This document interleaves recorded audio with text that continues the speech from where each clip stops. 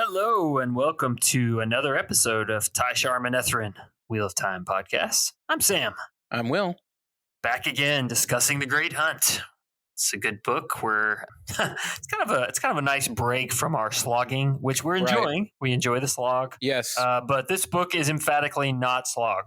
Right. So it's nice to be discussing early book in the series. Yeah. Where things weren't maybe as set in stone, like the tropes, the isms. I don't know. The state of the world was a little more chaotic, perhaps. Right. Everybody is young and just kind of innocent still. If you'd like to donate to help us out, there's a donate button in the top left corner of our site, tsmpodcast.com. We'd appreciate it. If not, it's all good. We love to have you here anyway. So, Will, if you'd like, take us away. Awesome. Chapter 38, Practice. So if you're a first-time reader, you might be interested to know that the female principal characters, and we've already done this a few times, but they're often referred to by the fans as the Supergirls. Right. I say that because this whole episode is pretty much just about the Supergirls. I think I have one chapter that isn't focused on them. Also, this chapter that we're reading now takes place several months before the end of the last chapter. So keep that in mind. All right. Egwene, Nynaeve, and Min are hanging out in Egwene's room in the White Tower, and Egwene is practicing with the power, even though she's not really allowed to. She's kind of technically breaking the rules since she's a novice, and she has to have at least one accepted around to supervise her. Probably happens a lot. Right. Though Nynaeve is an accepted, so technically she's okay, but also I think Nynaeve doesn't have permit. I don't know how it works. Anyway, Elaine enters and exclaims that the latest hot goss from Cairhien is that the king has taken a dirt nap. He bought the farm. He checked out. He's cashing in his chips. What is bought the farm? I don't even know what that would... I know it. That's what it means, but I don't know. I don't know. It's weird. But he shuffled off this mortal coil. Indeed. He's pushing up daisies. He's worm food. He kicked his oxygen habit. That's a good one. I heard that. He is immortality challenged. He is pining for the fjords, which is actually a Monty Python reference. He carked it, which is an Australian expression. He bit the dust. He kicked the bucket. He's playing the great game in the sky. And then I customized that one for Wheel of Time. He's blinking for an exceptionally long time. He is at room temperature. He got his tab called at the bar of life. He's tending toward a state of chemical equilibrium. He has left the building. He's sleeping with the fishes. He's, not to belabor the point, but he's dead. Yeah. Seems likely at this point. Yeah. You know what? I almost wonder, and I'm more wondering this as we are doing this episode and the previous one. Is there any room for us to infer that Tom was even indirectly responsible for the king's death? Oh, interesting. I know he certainly was interested in that happening. Definitely. Right. You could see this being the sort of thing, if they wanted to, the show could take some liberties. Right. I don't know if that never occurred to me. I just always thought, right, it's kind of tied up that loose end, but not that he would necessarily have gone. He definitely wouldn't have gone and killed the king himself. Yeah, just enough time. Just through his ability in great game, that he would turn around and have a few conversations that whisper would in the right ears, right, to have the domino effect. It's just an interesting thought that I hadn't had until just pretty much just this moment. Okay, so the reason why I take a moment to highlight the king's death is that I totally missed it. It's so weird how we don't even meet the guy. He's off screen and he just dies. It's right. Okay, I guess. And it's kind of a quick moment, and Elaine does explain that this will mean civil war in Cairhien, and that's going to be a thing. For a long time. Yeah, for a while. If you're like me and you miss this detail, later when people talk about the Civil War in Cairhien, you're like, wait, what? Right, yeah. We were just there. We went to Olive Garden. Everything was cool. Right. So anyway, that's happening now, but we don't have time to talk about it because after a few more moments of the girls practicing with their power and complaining about how hard life is at the tower, they're interrupted by Leandrin, who you may recall was being super shady the last time we saw her. Indeed. So Leandrin dismisses Elaine and Min, and she tells Nynaeve and Egwene that she has been working with Moraine and that the Two Rivers boys need their help, so they need to go to Falma so they can... Oh, man. I just realized you got like the whole unpleasant bit of this. And I realized, I guess it was only a chapter or two, but it seems like it just, I remember it looming large as like seeming like it took up half the book the first time I read it. Like, no, actually, I'm super psyched to talk about it here in a second. Enough, so after Leandrin leaves, Nynaeve and Egwene, of course, immediately tell Elaine and Min, who all want to go. So, of course, they all make plans to leave together as soon as, I guess you could say, they make plans to make their flight from the White Tower, but I don't want to spoil anything because chapter 39 is called Flight from the White Tower. Book of Flight. They get their horses. Egwene, once again, is riding Bella, and they're surprised that nobody tries... Yeah. Bella! What's weird is nobody tries to stop them as they leave. But I guess between Leandrin telling the guards that these novices are going to be leaving. So I figure it's like harder to get in than get out. Exactly. There's they always talk about runaways. Like, you guys haven't figured out how to stop this, clearly. Nothing really happens. So why dedicate half a chapter to it? Because it's Jordan. And at least it's more time with characters that we like. And not, I don't know, an entire subplot with characters who really had their arc completed 3 books ago. Mm-hmm. But I don't want to talk about the slog today. Anyway, so the Supergirls meet up with Leandrin, who takes them into the ways. Into the ways. I didn't actually write one out for that one. And some stuff happens, but nothing too important. No demon wind, importantly. Right. He's off, busy chasing Rand. Considering where we've been reading in the series lately, I was struck by how much more patience I had with like kind of this. This was a pretty slow chapter. Yeah, and sure. Largely because we're still getting to know the characters and the world. So even though we've been through the ways before, it still seems kind of new and interesting. Yeah, 'cause it's new for them. Yeah. Right. We're worried about the boys and we're still interested when the girls talk about Rand and who is going to end up with them. So it doesn't matter that not much happens for most of this chapter. At the end of the chapter, Leandrin announces that they've arrived. Chapter 40, Damani. So you may remember from the Baal Domon chapter a ways back that we've heard the title of this chapter before. The Damani are the Shan-Chan leashed ones. So yes, Leandrin's sudden but inevitable betrayal. Betrayal, yay. I actually don't think that Jordan was trying to make this a twist. Yeah. She's pretty clearly awful. Right. Yeah. I mean, just from her introduction. When we left Rand, Perrin, and Matt at Toman Head, that was months in the future from where we are in the Supergirl story. Oh, yeah, that's a good thing to keep in mind. Yep. So I really do think that this is supposed to be dramatic irony instead of a twist. Like, we're supposed to be awaiting the betrayal the whole time that we pretty much know is coming. Yeah, that's a good point about why this doesn't feel sloggy, because literally over the next, in this episode, we're going to cross 4 months. Right. By the end of this episode. So yeah, not slowing down the plot at all here. Yeah. So as soon as they're out of the ways, Leandrin turns the girls over to the Shan-Chan, but Nynaeve reacts quickly and proves to be too powerful. So she and actually Elaine also manage to escape. Unfortunately, Egwene is collared by what we come to find out, a device called an IDOM, or an ADOM. Is the way it's spelled. It's a silver collar with a silver tether that goes to a silver bracelet. The woman wearing the bracelet has the ability to control the woman wearing the collar, given that the collared woman can channel.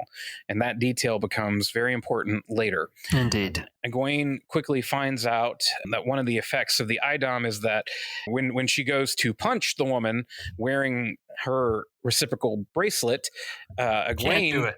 Yeah, feels the effects of her own punch several times over. The woman, who is named Rinna, then proceeds to speak to Elaine as if she were a pet and explains to her that she is now a leashed one, a Damani.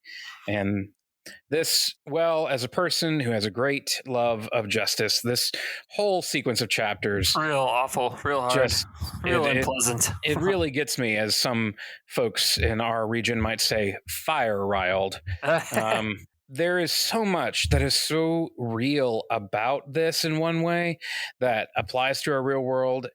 And since we tune to avoid politics, I don't want to sit with this for too long, but I can't help but point out the lesson that I think most of us miss in dealing with the Shan-Chan.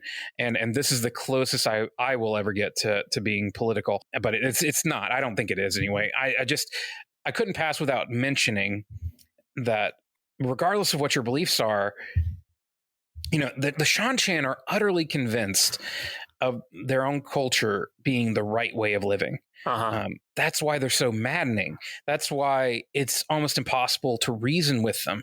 They're totally certain that they're in the right to leash channelers. Right. Because, and I was going to say that's the other important piece. Like, one, that their culture is right, and also that they are correct to subjugate someone else, make someone else a slave. Yeah. Well, specifically channelers, because, and the justification is it's the channelers broke the world. Yeah. And what's crazy is that they've even convinced like their native channelers, the Damani from Shan-Chan, they need to be leashed. Right. Obviously, this makes the Shan-Chan the most despicable human army in the world of the Wheel of Time.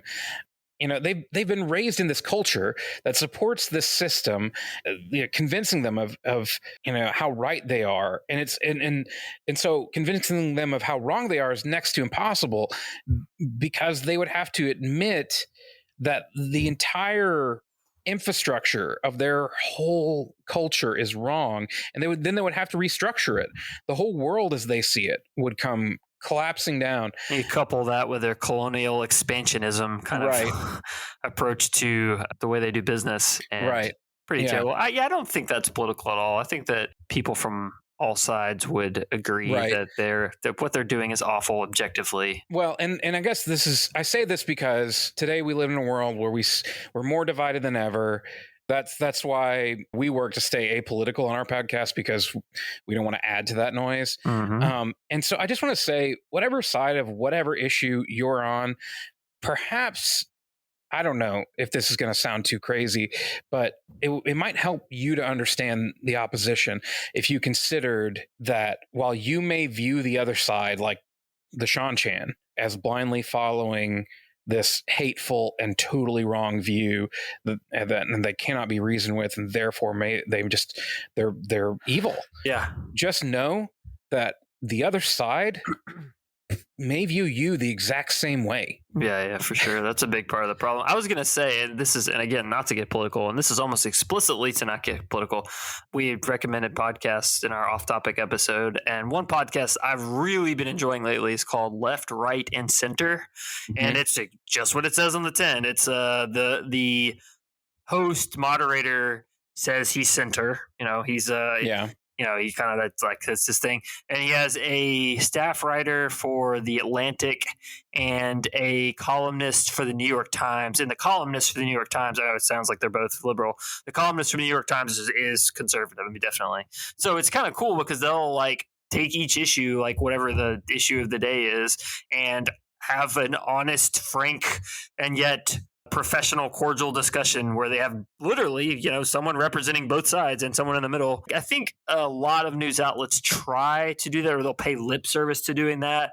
This particular podcast seems to really be honestly trying to, and there's times where one or the other of them will be like, well, you don't really believe that, do you? But you can tell they're trying to have a conversation and advance the narrative without just, everyone agreeing or yelling at each other.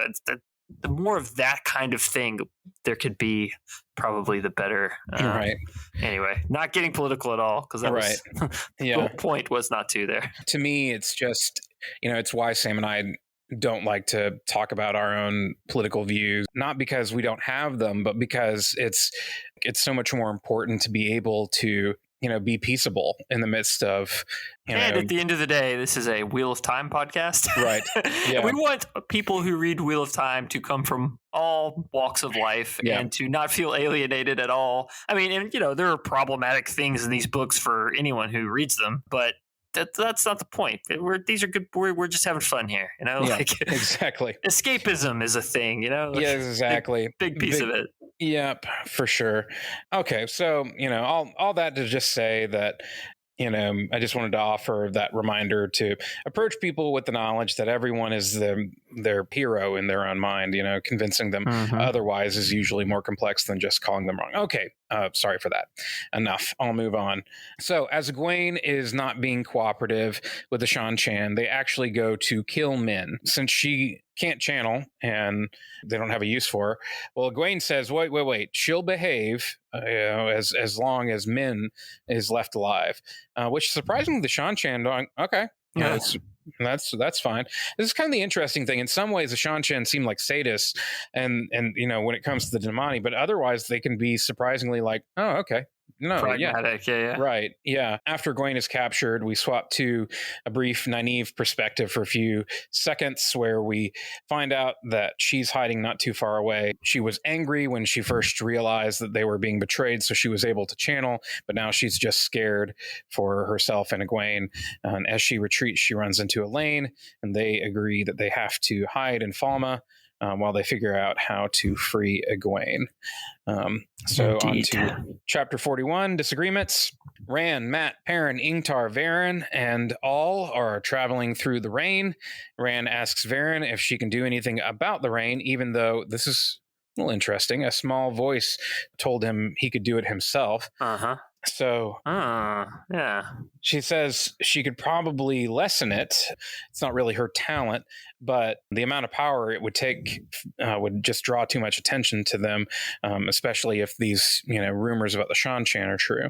So they come to a village where it looks like basically a battle has taken place and there's nobody left. They try to kind of search around for people. And while they're doing that, they get into a disagreement, the titular disagreement, I guess, which is, it's kind of, seems moot. They're arguing about whether they should go to Falma and what their focus is. Like Rand's more interested in specifically finding Thane, while Mat just needs the dagger, and Ingtar is obsessed with the horn. And it's like, Ingtar needs to talk to Celine. Like, you guys just got the horn together. Yeah, exactly. Well, it's odd because up to this point, nobody has acted like these goals are all that divergent from one another. Sure. Ingtar is just skeptical about it being there. Right. I don't know. Anyway, Varen manages to imply several times throughout all this that Rand's destiny and waits him, and there's something very important for all this stuff, and Rand's just he's getting tired of it. Like, I just don't want to do this. Yeah, be a shepherd. At the end of the chapter, Rand kind of has this vision where he talks to Baelzamon for a prolonged period of time, and we have the first indication, I totally missed this on my first read, but that Baelzamon might not exactly be what Rand thinks he is. Because Rand calls him Father of Lies, and Baelzamon says, "Oh, you honor me." So, yeah. And he offers to teach Rand how to use the power. Then Rand channels at him, and after a bit, Baelzamon disappears. And we're on to chapter 2. Chapter 2. No. Chapter 42, Falma. Nynaeve and Elaine are in Falma. This is like days or weeks, it's not really clear, later from the last time we saw them. So they're avoiding Damani and Suldam as much as they can at this point. Elaine has resorted to stealing food. We have mention of winged creatures that the Shan-Chan are riding around as they patrol. Nynaeve and Elaine recall a time that recently, I guess, where Nynaeve apparently tried to use the power to open a Damani's collar, but they were surprised to find that it was actually the Damani who ratted on them when they tried to free her. Be crazy. Yeah, so this is where they kind of discover that Damani are actually as much convinced of They've drunk the Kool-Aid themselves. So Nynaeve thinks she knows how to open an IDOM from this experimental touch with the power, but she can't be sure without trying it again. They've identified the building where Egwene most likely is staying, and they're still trying to find her. So we swapped to Egwene, who is in a room in that very building. This sounds like it actually might be weeks later from where we just were. Sure. Or even months, possibly. I got a question. This may have already come up, and I just forgot. Why did Leandrin? We know she's awful, etc. What did we know her reason for turning them over, for taking them? I was just looking at the map of like point. Tar Valon to Toman Head. Like, what the heck? Why? So something I neglected to mention in the Leandrin betrays them moment is that she repeats over and over again that Nynaeve and Egwene, of course, she didn't intend to bring Min or Elaine, but she's just like, okay, whatever. But she was saying to the Shan-Chan, Nynaeve and Egwene, they need to get on a ship across the Arath Ocean. And so I think it's pretty clear that Leandrin thinks that these girls are going to do something to aid Rand, I think, is my take. That they need to be taken as far away as possible. And or it could be just she senses that they're very powerful in the power and sees them as a threat. It feels like a little bit of Jordan just like getting everyone in the same place. Oh yeah, definitely. Like, especially looking on a map, it's like, man, they came a long way from Kyrian and Tar Valon separately to Toman Head. Yeah, like just again, it's another thing about this first trilogy that happens that you get less and less of throughout the series. Right. Yeah, people are more spread out, and they're different quests that they're on. Right. Later in the sluggy parts. Egwene is wearing the IDOM, but no one is wearing the bracelet, which means she just really can't do much of anything because items are awful. And we get a lot of details about that in this little subchapter. So she's trying to channel a little when Min comes to visit, and Egwene tells Min about how terrible everything is. And Min kind of asks her, why can't you try this? And she kind of explains, well, like, for example, she can't even pick up anything that she perceives could be used as a weapon. And so at one point when she thinks about using the wash basin in her room to like clobber the Suldam, then she can't pick it up. She can't use it because like until she could mentally convince herself that she would never do that. And so, which I did kind of find myself like thinking through, is there ways that you could use that craziness to your advantage? Like, yeah. But anyway, I don't want to digress down that rabbit hole too much. I did find myself kind of like imagining, like if you convinced yourself that X was a weapon, then you couldn't touch it. So, yeah, sure. Doing some mental gymnastics there. Right. Anyway, it's also mentioned here that Egwene apparently has an affinity, and I think this is the first time in the series we find this out, that she has an affinity for Earth. Therefore, she can find metals in the ground, and this makes her very valuable. Something that's, I don't know if it's not really explained here, but we kind of get more details about it later. Like Earth is like this one of the male half. Right. Men are typically stronger in Earth. Exactly, which is why Egwene is so unusual, and her being powerful in Earth as a woman, and the Shan-Chan, of course, not having men who can channel, she would be very valuable. I don't know why Earth specifically just makes me think of Heart and Captain Planet. Fire, you're right. Yeah. Your powers combined. No, I think of that. Anyway, Min says she has found a ship captain that is willing to take her to Falma. Egwene knows two Aes Sedai who have also been collared. Min reminds Egwene of her visions and says, well, none of them have anything to do with the Shan-Chan. I don't know what they all mean, but it really seems like they mean you're not going to get carried across the ocean. Then Rinna shows up, and she puts the bracelet on, and she's like, oh, you've been channeling. You know what? I've been too easy on you. I am now, from now on, I'm going to call you Thule, instead of Egwene, and I'm going to punish you now. And Min, you need to leave. And so Min, in chapter 43, a plan. She is. We swap to her perspective. She's holding back tears, knowing what's happening to Egwene. And finally, so this is months later. By this time, she meets up with Nynaeve and Elaine, and it just seems to be kind of by happenstance. Yeah, like what in the world? How did they not come to find her? By this time, because Min's been relatively free to come and go. Can't imagine Falma's that big, right? And also they had figured out, presumably weeks, if not months ago, where Egwene was, and Min was coming. Min was under guard or anything, right? So, and she was staying like just next door and visiting her at least once a week. So, anyway, but yes, so they meet up. Min explains about having the ship captain ready and how they need to get Egwene out before she's put on a ship to sail across the Arth Ocean. Also, Min notices that her readings of the other two have changed. Not, terribly different, just a fun fact. And you should get your hair done. What's different? Yeah, exactly. Min takes them to meet the ship captain, who, of course, ends up being Bail Domon.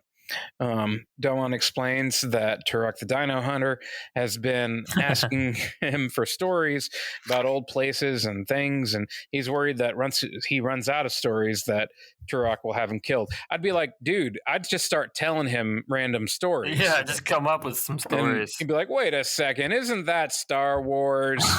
And be like, you got me. And then he said, that's a really shaggy dog. Oh, yeah. I used to tell shaggy dog stories back in the day.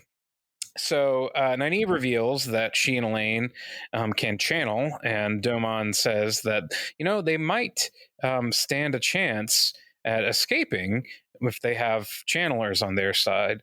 So he's more amenable to the idea of leaving.